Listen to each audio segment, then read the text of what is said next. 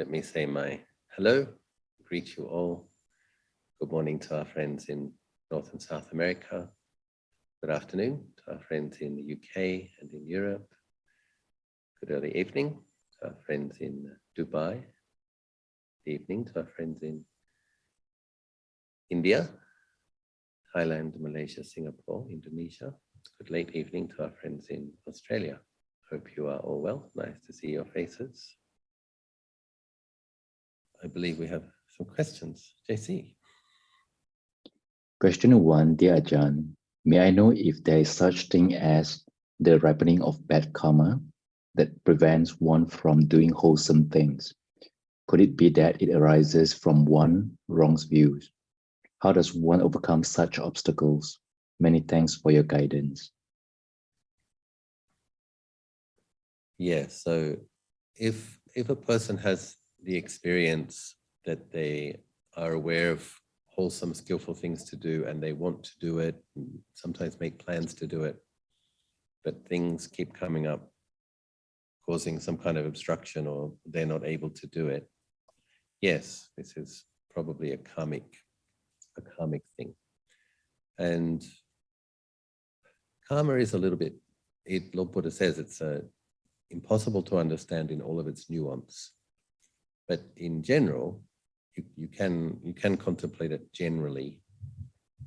And if you find that when you have the best of intentions, you want to practice, but then something comes up, you may have obstructed others from having opportunities. So this could, imagine you're a boss, you've got a deadline, you've got an order, someone comes and says, I want to do a retreat. No, you can't do your retreat. I want to go to the katina. No, you can't go to the katina. I need my rice harvested. I need my deadline met.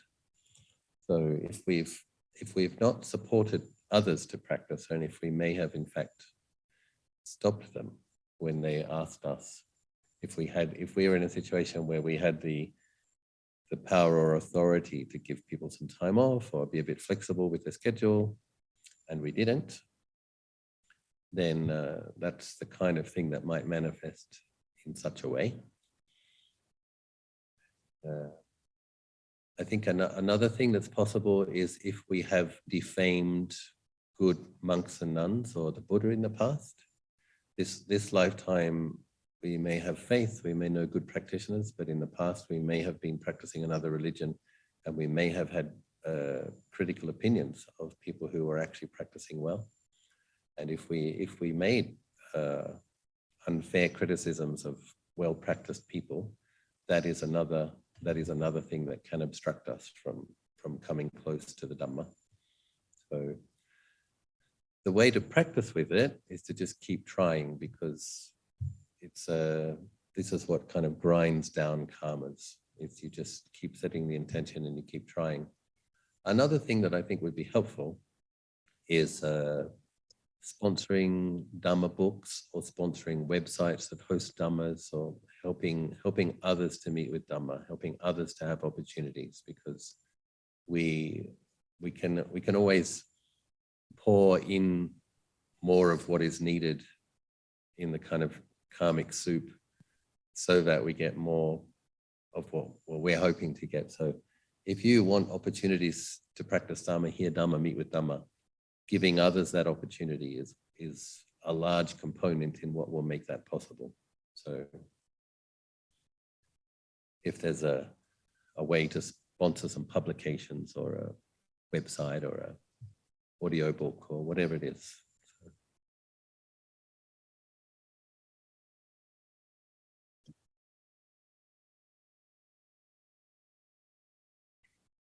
Another thing that might be helpful is we do after our meditation, it's recommended to at least sometimes dedicate merit to any beings we may have harmed. Ask those beings to forgive us and rejoice in our merits, because that practice, as simple as it sounds, can have the effect of reducing obstructions. When you beings that might wish to obstruct us, if we dedicate merit to them, spread metta to them, they are less able to obstruct. So not talked about very much in the monasteries in Western countries, but talked about quite a bit in Thailand. Jen, question 2. Dear Ajahn Achalo, I would like to understand what could be the karmic cause of being abandoned and hurt by people I am romantically attached to in my life. Could I have hurt other people in the past too? How should I alleviate this bad karma? Yes, it's an interesting question. And of course, I'm not interested in a romantic relationship working out. But for those of you who might be,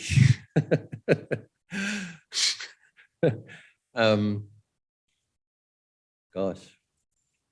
So firstly, I just want to, people raise your hand if you have ever been rejected by someone you were romantically interested in. Please raise your hand so I can see. Okay, so the first thing that comes to mind is it's pretty common. It's pretty common. So it's it's shared karma. And I think, you know, in this day and age, it's hard to know how much is a person's individual karma and how much of it is kind of the way society is now.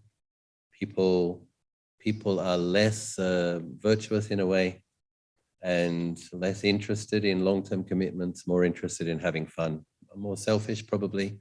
So they don't want to sacrifice much of their personal time. So that's, you know, maybe they have all sorts of other things they want to do, and being in a long-term relationship, committed relationship, might cramp their style, as it were. So I think it's probably a particular type of merit, I suppose, if you meet a good person who wants to be with you and is a good companion and supports your practice. That's probably a very strong type of merit that would have come from being in committed relationships in the past without cheating, I would assume.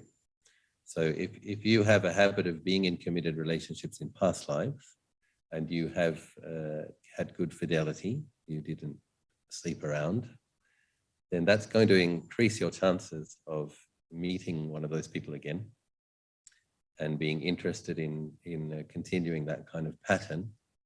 And of course, in the past, in many cultures, it was quite common for men to have several wives. And in Tibet, curiously enough, it's the custom that the woman has several husbands. So,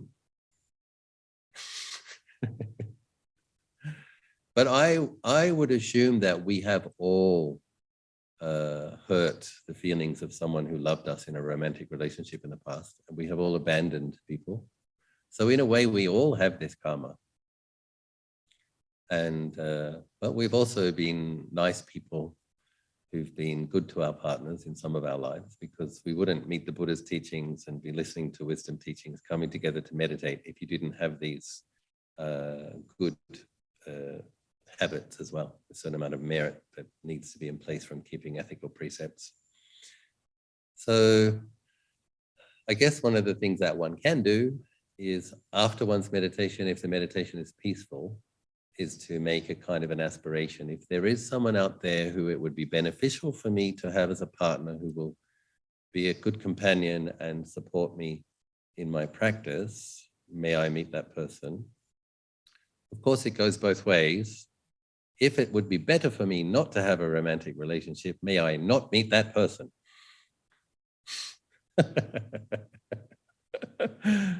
So, it's possible also that people that we've loved, who we have been loyal to and good to, they might still be devas. You know, we may have come down to cultivate Dhamma. They might be still making daisy chains in Dawatimsa heaven or something. Yeah. But anyway, one can make aspirational prayers, dedicate merit, but I would always put it as a caveat.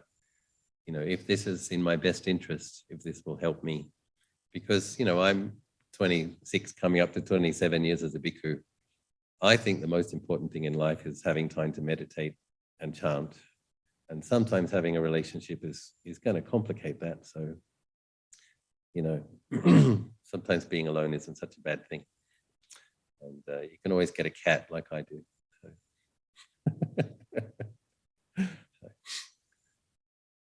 Question 3, Dear Ajahn, in a recent Q&A session, you briefly mentioned that there is intentional and unintentional karma.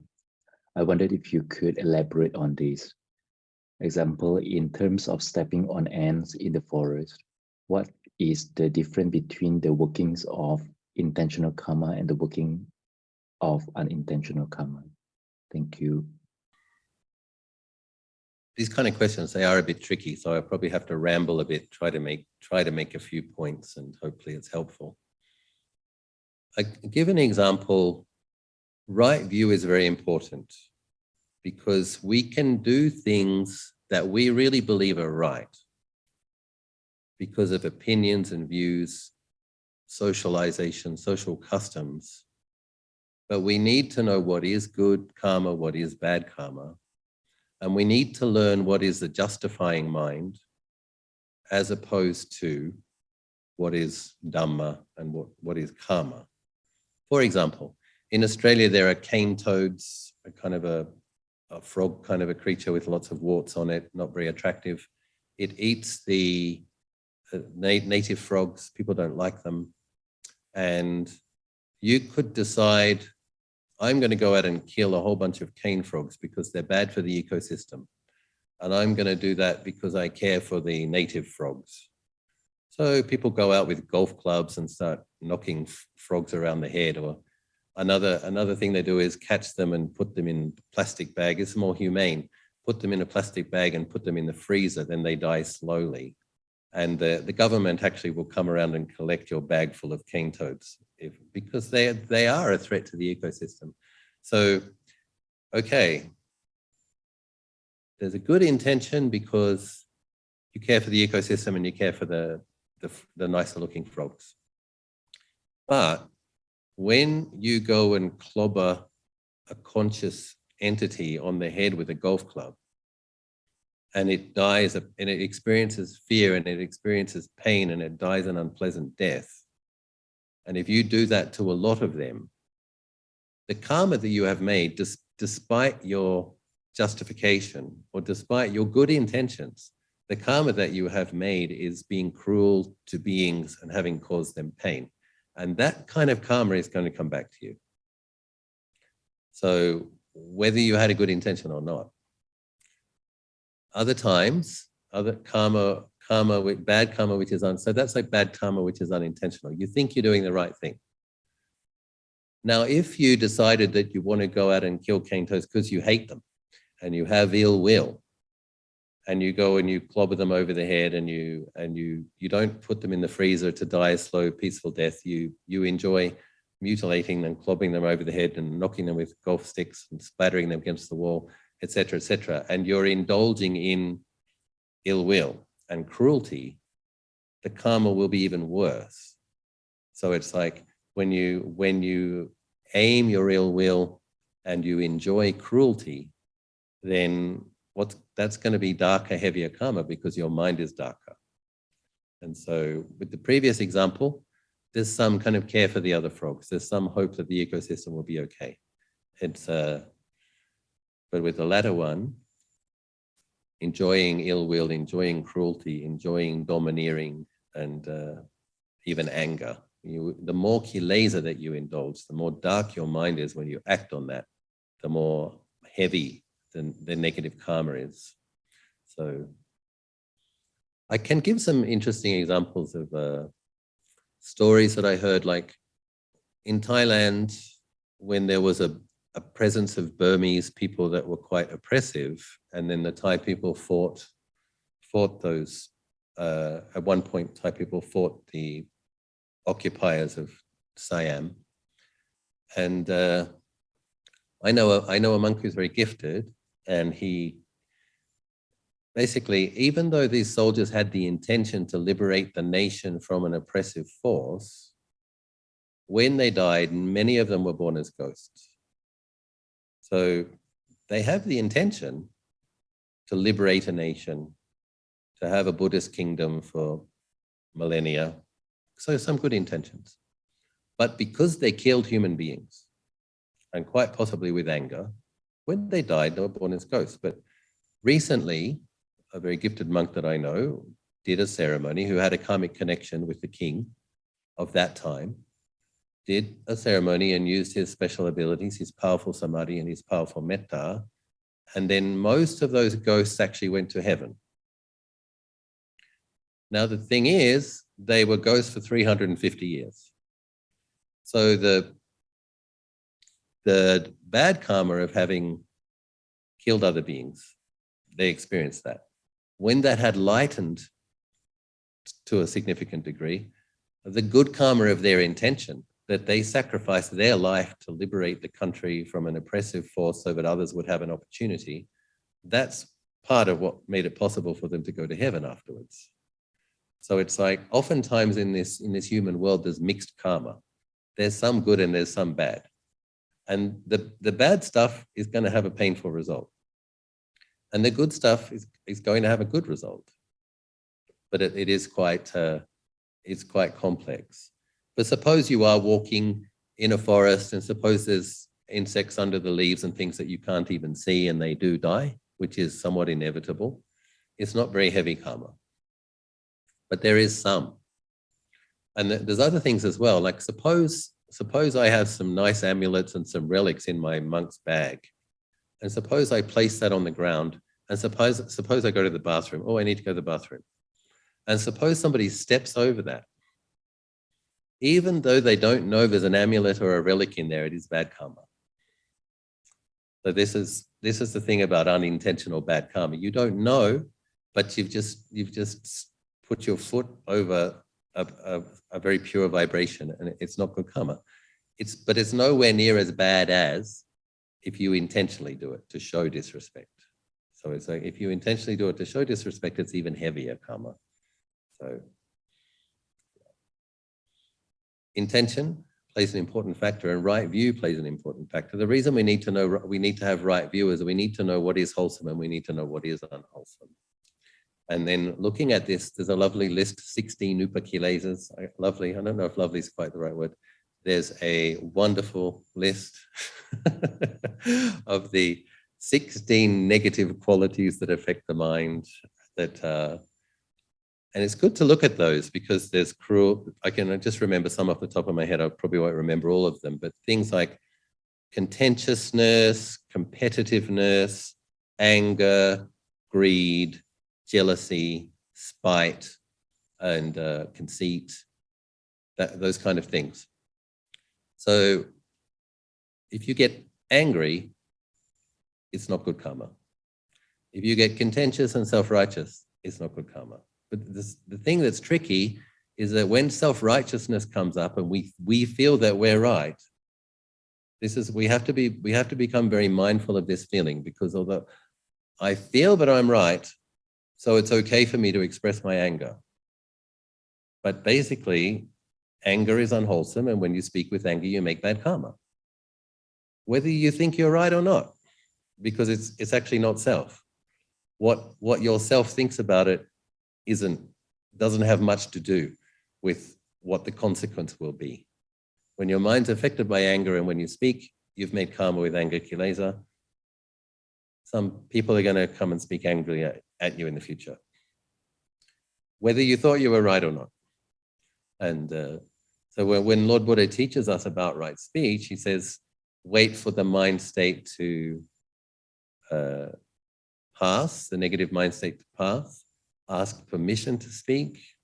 He also says that the person speaking should be free of the same quality that they want to admonish the other person for. So hypocrisy is another of the kilesas. So we shouldn't go getting upset with people who have certain qualities that we also have. So, okay, he has that quality, I have that quality, a certain kind of humility. So yeah, we need to know we need the right view. We need to know what's wholesome and unwholesome. And we need the mindfulness. We need the presence of mind to know what's affecting the mind, so that we don't act on negative karma, and so that we make as much karma as possible with wholesome mind states. So the Eightfold Path is karma, right intention, right speech, right action, right livelihood. All of that is karma, but it's the wholesome spectrum of karma.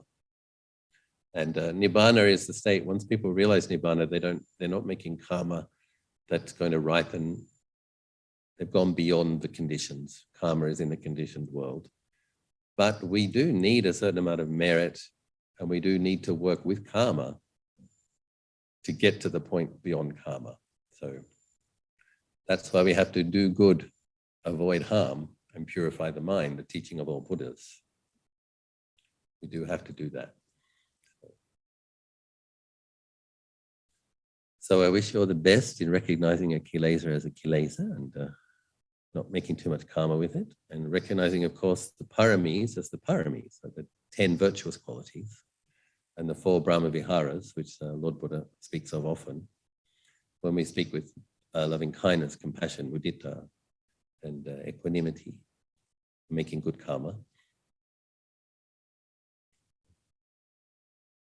The practice of offering forgiveness is a higher level of generosity. That's a very interesting. The Buddha explains that forgiving somebody who's hurt you is a higher level of a practice of generosity than giving good stuff to people that you love and respect.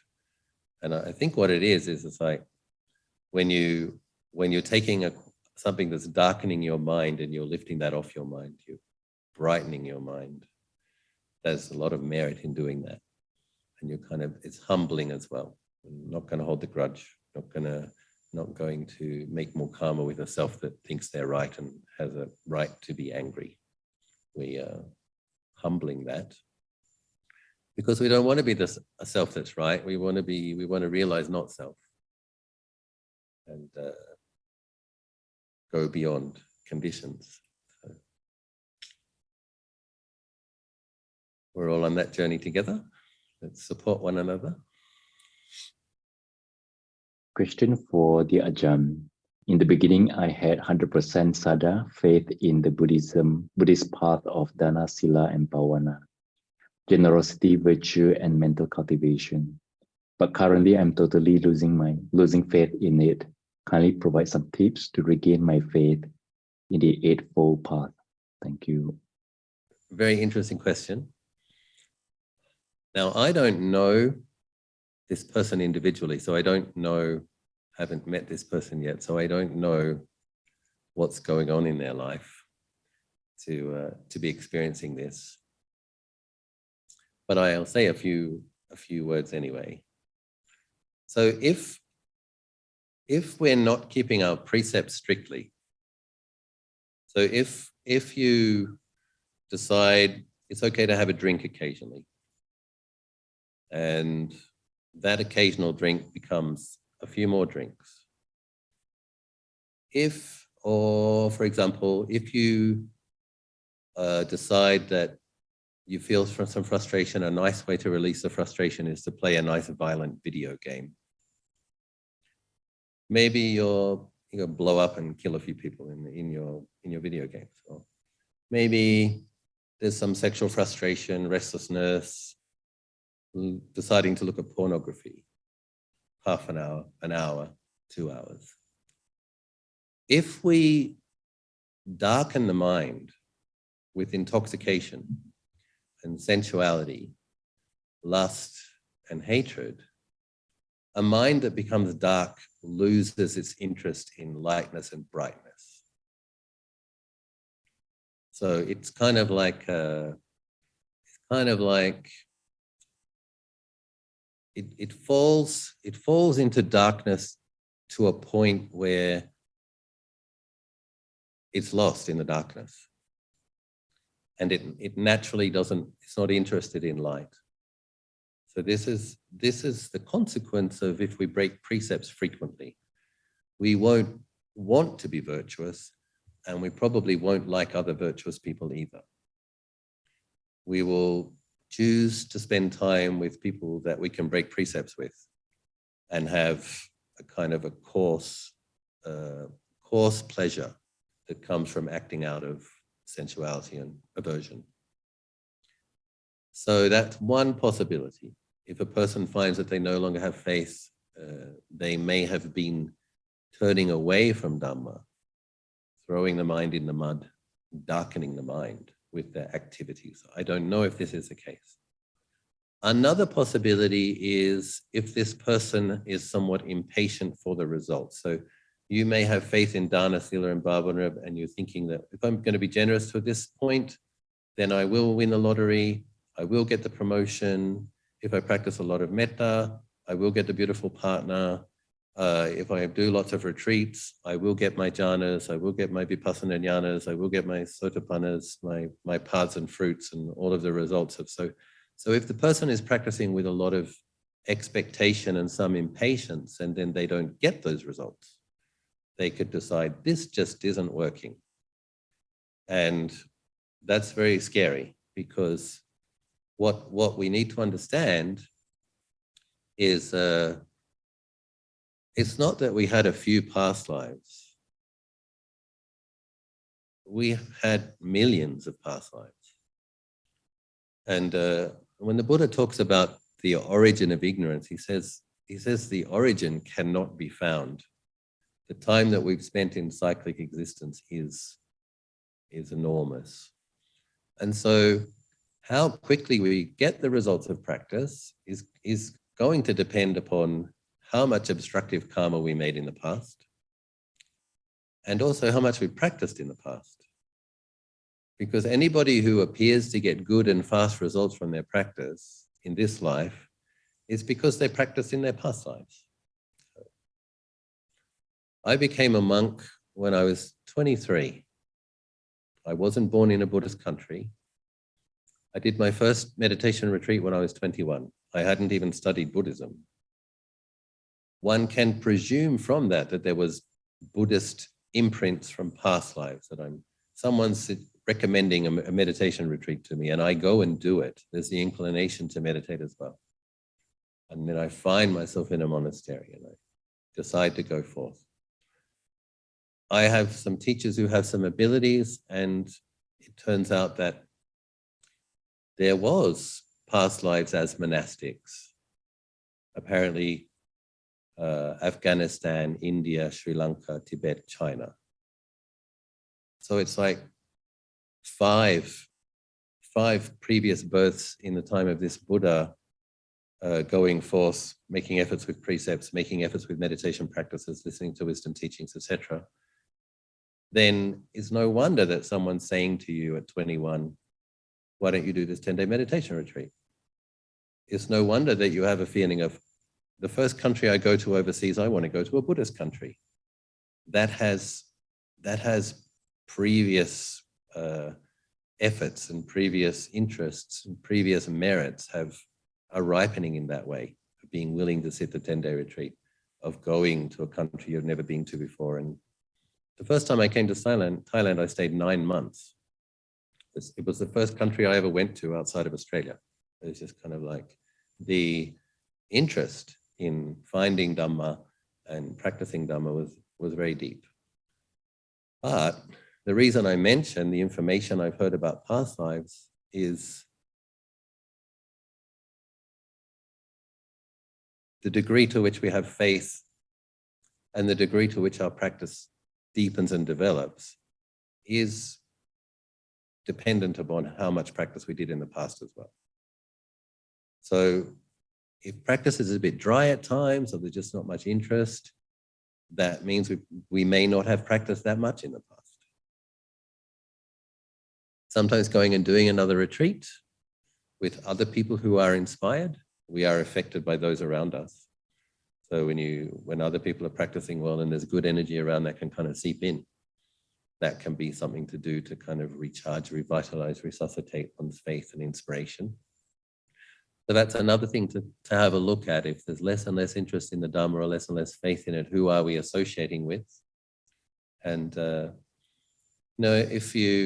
person could spend all day looking at Twitter and making nasty comments to the politicians that they don't like, right? It's probably quite a common activity for people now.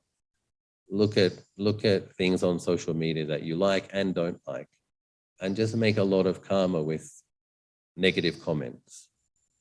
That's another thing that will take us away from our interest to be peaceful and not contentious people. So what are you doing with your time? How are you relating to social media and the internet? Who are you associating with?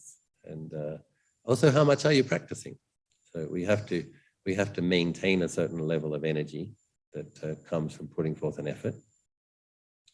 So don't lose heart. This is, what did the Buddha say? Esa maggo nati anyo. This is the path. There is no other. When he made that statement, he was talking about the path to nibbana, the path to heaven and beyond. Esa maggo nati anyo. This is the path. There is no other. If you want to go beyond suffering, so strive on. And it's interesting, it was coming to mind a story of there was a monk in the time of the Buddha that he found the monks like so difficult that he was like crying all the time. And I have some empathy. I don't cry all the time, but I certainly have cried sometimes. And the Buddha said, it is better to live the holy life with a tear-stained face than to fall back. So you have it from the Buddha himself. Question 5, Ajahn. How should I apologize to all the ajahns who I have intentionally or unintentionally made many mistakes towards by body, speech, and mind? For example, when I promised to stay in a monastery for 2 weeks, but because of my own kilesa, I could not stand it and I left. I gave a lot of dishonest reasons to get out of the monastery. Should I go to all ajahns' place personally to ask for forgiveness? Thank you. That's terrible.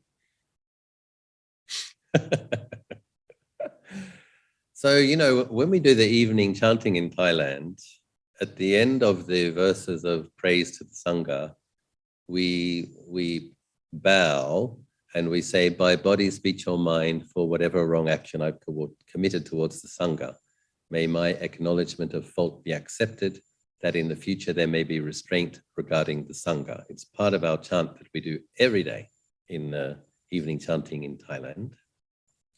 So I think if you have relationships with teachers that you kind of feel, this is my teacher, my karmic relationship with this one is important, then I think, yes, it would be good to go and ask forgiveness and explain that you'd been a little bit, especially when it comes to untruthfulness, because we want to make as little karma with deceit and not untruthfulness as possible, because Dhamma is truth or ultimate truth, and having insight into ultimate truth is what liberates the mind from ignorance and delusion.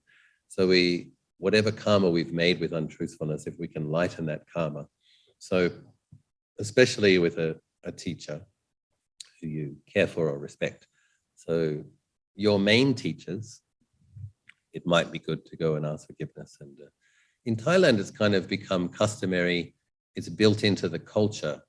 So on the monks' birthdays, many times the lay people will come and they will offer their mudita. They come to do mudita sakara, offer their mudita, that this person was born in this world and became a samana, practiced and became a teacher. But part of that is there's always a forgiveness ceremony as well.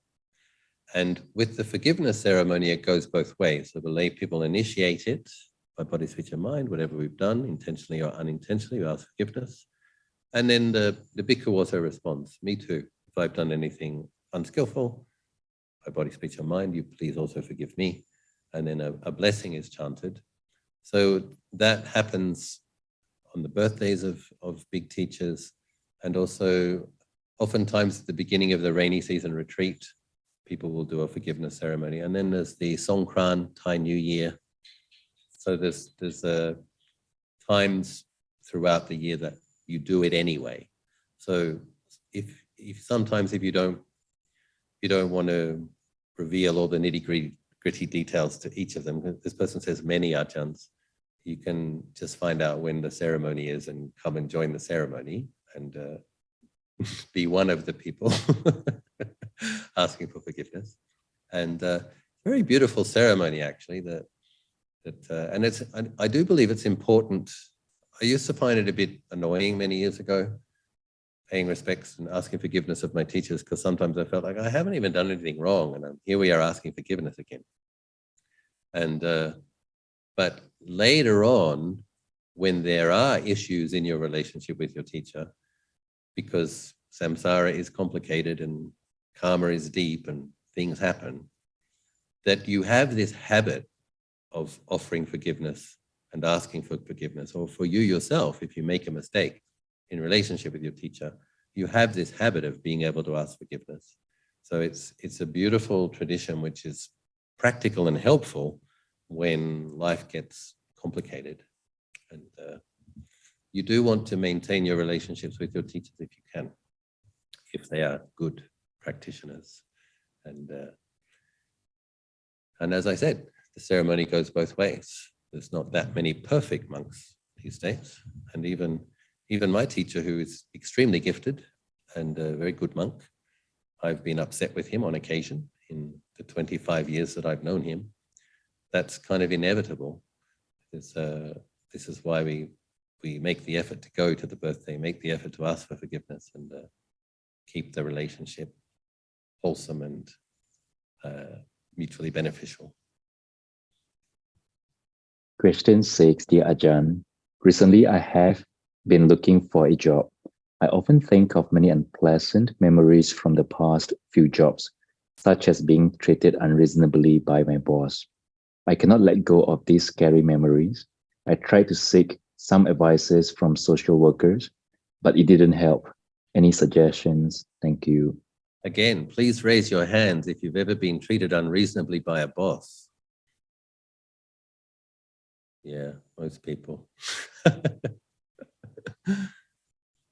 I mean, it's tough, isn't it? I think having a really nice boss, again, it's like having the perfect lover or the beautiful partner that's really loyal to you. It's probably a special karma when you have a really nice boss who doesn't get on your nerves or mistreat you sometimes. So, but I think with nearly 8 billion human beings and a more materialistic and kind of a faster world, I think the workplace has become more hostile in recent decades, more competitive.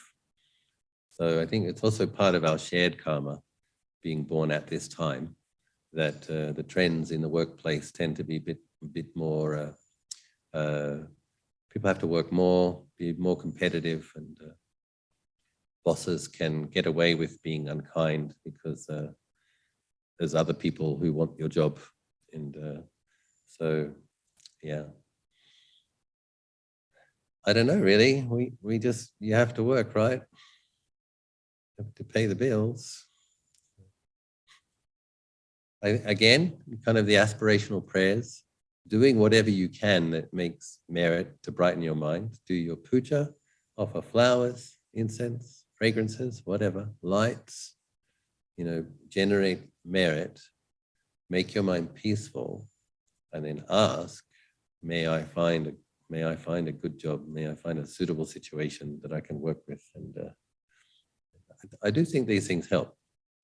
And of course, if we were a terrible boss ourselves last life, then that might be something else that we can't see. It depends what kind of a boss we were. I'm a very nice boss to my staff in general. In fact, my committee and some of my closest students, when they talk about what they think my fault is, they say, Ajahn Achalo is too kind. Ajahn Achalo is too soft. Ajahn Achalo is too generous with the workers and too generous with the villagers. And when my committee people come and complain to me, I say, if your biggest complaint to me is that I'm too kind, then I say, sadhu. That's the reason you chose me as your teacher. I'm supposed to be more kind than you. I'm supposed to be more generous than you. That's why I'm the ajahn. And they're like, I think sometimes in Asia it's a bit different. Like I grew up in Australia, and bricklayers and laborers get paid really good wages. So, the bricklayers have nice houses and nice cars and go on holidays to Phuket. And the situation in Thailand is that laborers don't get much money, and they just get enough to get by. And I don't kind of think that's right. So if it's my monastery, people will get a decent wage and a bonus as well. So because I want to meet nice bosses. If I have to be born again, I want nice bosses. In fact, I want a boss just like me. If I have to have a boss.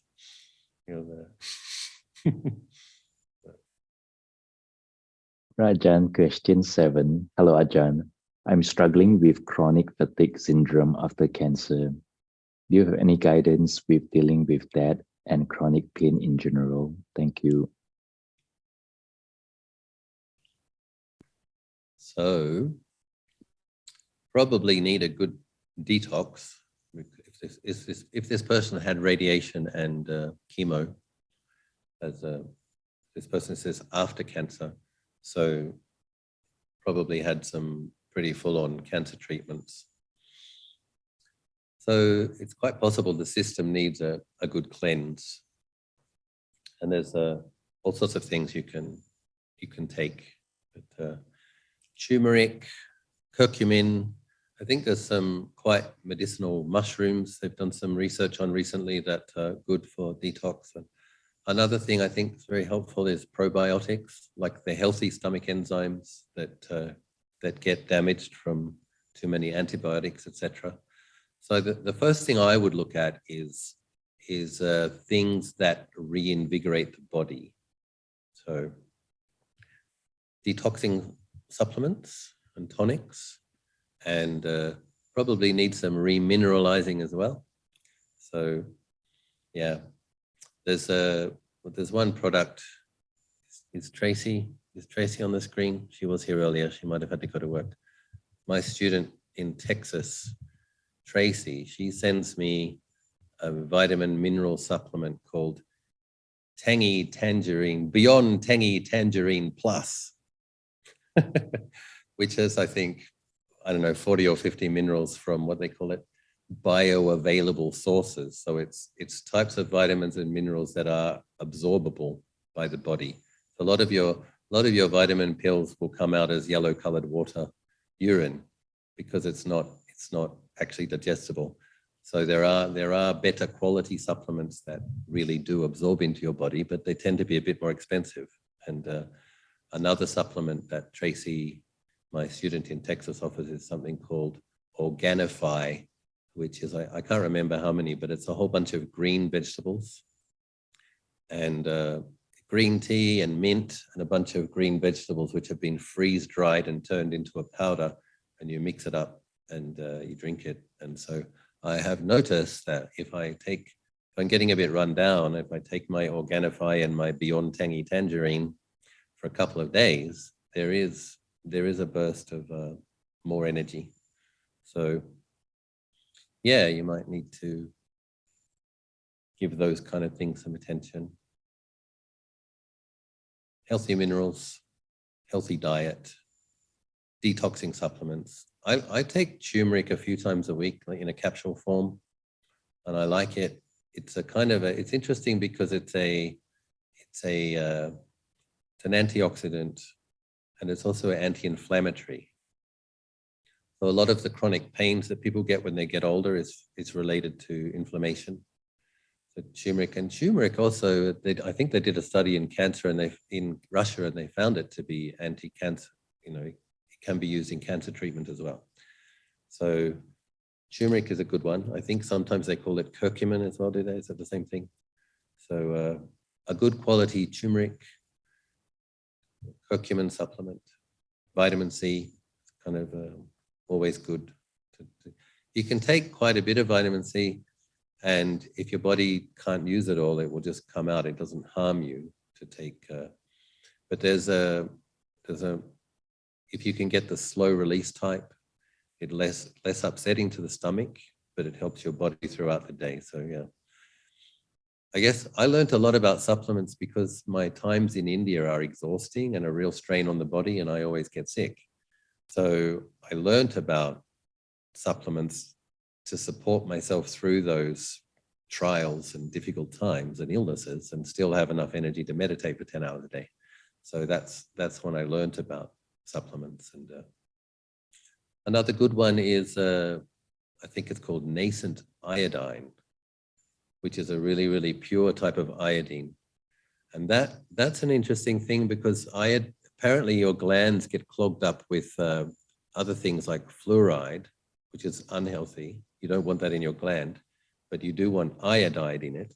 And if you take a really high quality iodine, it actually kicks out the other things that are blocking up your glands. So the one I used is called detoxidine. Detoxidine is a high quality, pure iodine, just 3 drops under the tongue. So yes, vitamin C, iodine, organic green, vitamins and minerals, bioavailable. Take that for a couple of weeks and hopefully you'll feel like a new you. There's another supplement, which is, I might just mention it because it's called carbon 60, which is apparently has 64 times the antioxidant quality of vitamin C. So that's quite a statement. It's a carbon molecule with 60 atoms, and it has a, what do they call it? A positive ionic charge naturally. And a lot of toxic things in your body have a negative ionic charge. So what happens is when you take this carbon 60, often in olive oil, toxins stick to it, and then they're excreted out of the body along with the carbon 60. It doesn't build up in the body, and apparently they discovered it because these kind of deer and rabbits in the Himalayas were licking this kind of black goo coming out of a crevice of a mountain, and they all had these really clear eyes and shiny hair and looked kind of really healthy. And somebody noticed that and took it away and did some tests and noticed that there was this very pure form of carbon. And then they did some tests on what it is. And it even goes into the brain, apparently. It's small enough to go past the blood-brain barrier, but it doesn't build up there. So if someone wants to take things like aluminium or metals out of their brain, that it's a good thing to do that. But it's one of those things that's not FDA approved or whatever. So it's experimental, but I do take it sometimes. And yeah, it's hard to tell. If I feel better, it's hard to tell which supplement's working because I take a few. So. But it's, if I had cancer treatment, I would probably give it a go because I would want to get those chemicals out of my body. So yeah, and I would want to mop up the,